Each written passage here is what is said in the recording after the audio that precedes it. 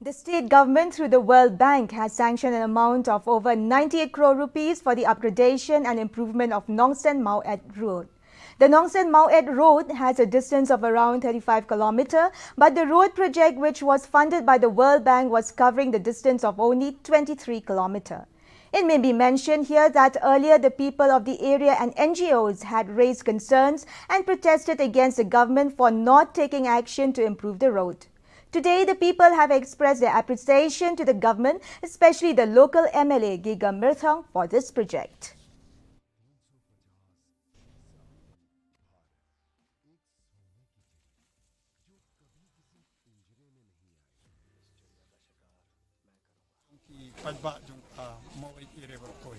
Nika surok kadai ga intermediate road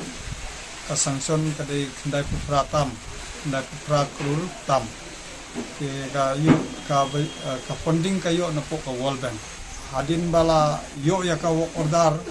nakaling jungarungan persanghi ban ong itu kontraktor ban persangkat bala ban step ya kam nakaliang jungi kum kinong senang ni kwa bala kum ka sorkar kadai ban thai khmat kini kuar bangi kwa baka kum kan lek ham kloi kan ba ngin yo lam kum kiwei kidong kithan ya kan ka surok kan ne ga jinga ga bangi ya kunu berserta kamu bakit nang pang lama itu hadu biasa hostar mun masang ya bro te kam tu kam nang jinga kata nyebe kam be jam tu kamu du kali du selanti nambai jing snu yang surok te ngil anu de kena dam menu de post nam ngil anu banyak sokolong